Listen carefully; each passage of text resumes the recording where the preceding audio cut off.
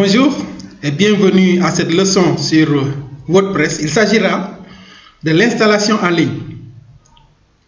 Vous savez maintenant installer WordPress en local. L'installation en ligne ne devrait donc pas vous poser de problème. Normalement, il est plus facile de faire l'installation en ligne que l'installation en local. Parce que l'installation en ligne suppose que vous allez dans un serveur, vous avez un hébergement déjà, et tout est compris déjà dans le serveur. L'hébergeur a déjà prévu tout pour vous. Tous les outils pouvant vous permettre d'installer vos sites sont déjà sur place et vous n'avez qu'à dérouler. N'empêche que nous allons rappeler les étapes nécessaires pour cette installation en ligne. Alors, vous avez votre domaine. Vous avez acheté un domaine au niveau d'un hébergeur.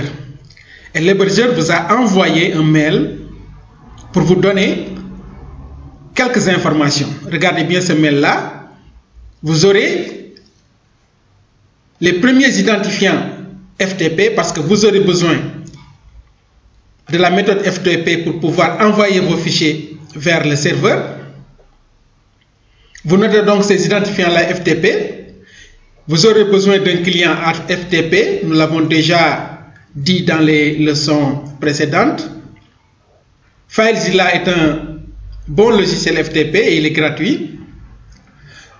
Vous lancez FileZilla pour vous connecter avec les identifiants FTP.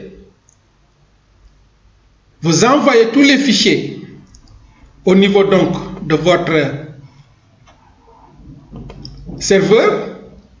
Lorsque vous êtes sur FileZilla, ça va ressembler à quelque chose comme ça. Ici, vous avez à droite les fichiers qui sont sur le serveur, l'emplacement du serveur. Ici, à gauche, vous avez vos fichiers locaux. Si vous êtes connecté, il suffit simplement de cliquer et glisser de gauche vers la droite pour envoyer les fichiers vers le serveur. Ici, vous pouvez naviguer jusqu'à avoir donc l'emplacement de votre site. Très simple donc.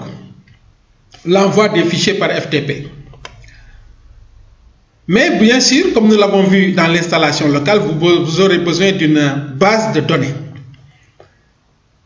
Vous aurez besoin d'une base de données MySQL que vous allez créer avec PHP MyAdmin, donc qui se trouve au niveau de votre domaine aussi. Là aussi, vous aurez les liens nécessaires pour pouvoir ouvrir PHP MyAdmin et créer votre base de données. Vous noterez les identifiants de la base de données exactement comme on l'a fait pour l'installation locale.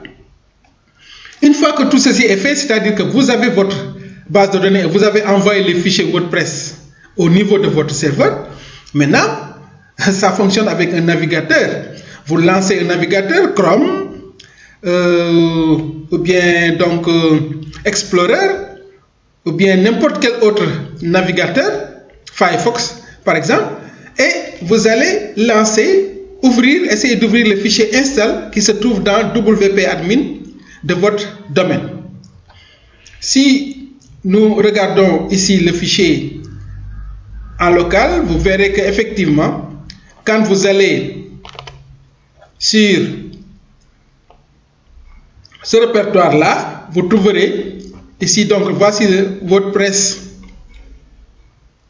le répertoire WordPress ici. Si vous ouvrez WordPress, vous verrez dans WP admin, vous verrez donc le fichier que vous allez lancer pour donc installer WordPress. Il est là, le fichier install. Et c'est ce fichier-là donc que vous allez ouvrir avec le navigateur pour lancer WordPress. Je donne un exemple ici.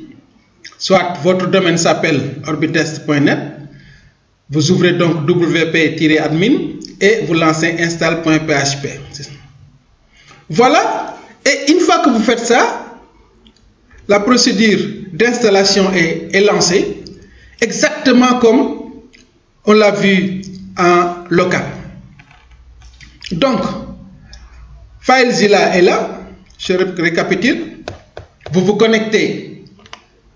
Pour vous connecter sur FileZilla, vous allez dans gestionnaire de site et vous entrez ici les informations concernant votre domaine, les informations FTP qui ont été données. Ici, vous avez l'hôte ici, vous avez l'identifiant, vous avez le mot de passe. Vous entrez ces informations-là et vous cliquez sur connexion et vous êtes connecté, n'est-ce pas, au niveau de votre FileZilla, et vous voyez donc les fichiers de gauche, ce sont les fichiers de votre ordinateur, les fichiers de droite, ce sont les fichiers